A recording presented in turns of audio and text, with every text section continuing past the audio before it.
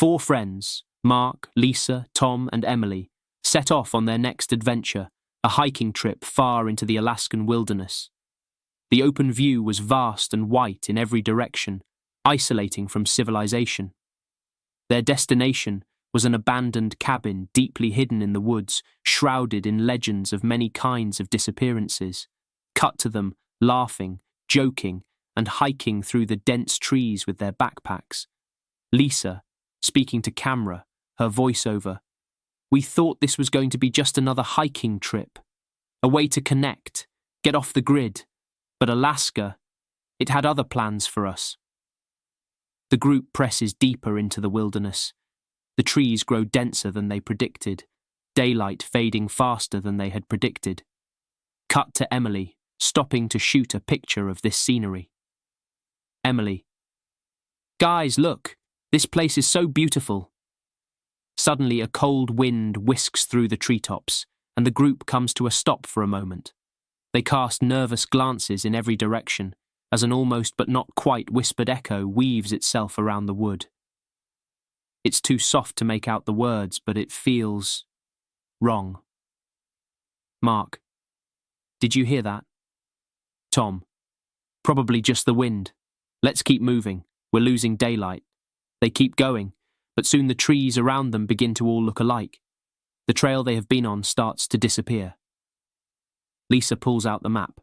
Her face is sullen with concern. Lisa. This doesn't make sense. We've been walking in circles. Mark takes the map and starts checking himself, visibly frustrated. Small noise again, louder this time. The crunch of footsteps in the snow, but no one else is there. Camera continues panning out to wide, empty forest. Nothing moves.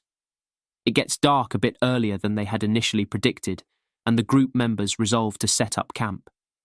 A small fire flickers in the dark, serving as their only source of light amidst the despondingly cold surroundings. Emily. I swear we've been followed since earlier. Suddenly Tom gets up, his eyes wide, fixed on something beyond the trees. Tom. Did you see that? There's someone out there. Mark and Lisa exchange uneasy eyes as Emily turns to see, but there's nothing but darkness. Tom dismisses the calls and starts walking in the direction of the trees. Lisa. Tom, wait! Where are you going? But Tom disappears into the dark as the night engulfs his figure. Several seconds later, his scream pierced the silence, followed by an unnatural gurgling sound. The 3 other friends were paralyzed with fear. Mark. We have to go after him. Emily. No! We can't just walk into the dark like that. But before they could continue with their discussion, the woods suddenly went completely silent. All they could hear was the crackling of the fire. The following morning, they set off in the direction of the abandoned cabin, hoping it could offer them some kind of security. The air is so tense, and they increase their speed. The landscape feels strange, as if it is morphing beneath their feet. Emily panicked. Why does this feel like we are walking in circles again? This can't be right. Mark replied, the cabin should be straight ahead. Just keep moving. Finally, through the fog, the outline of the old, decrepit cabin materializes as they draw near. It leans crookedly, almost as if it were leaning toward them. With a squeak, the heavy wooden door creaks in protest as they push it open. Inside, the air is cold and stale. Dust clings to everything, but something feels off. Emily notices scattered old photos on a table, photos of hikers just like them. Lisa. These people, they're all gone, aren't they? Then, an echoing thud from upstairs. Their eyes widen in terror. The stairs creaked in slow motion as if somebody, or something, was coming down.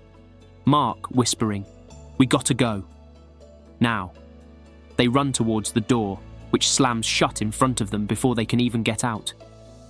The temperature drops rapidly. Their breathing shows up in the freezing air. The walls around them shift and warp. Emily. What is happening? Out of nowhere, A cold, lifeless voice whispers from behind. They turn to see Tom standing there, but he's different now, positively pale with hollow eyes.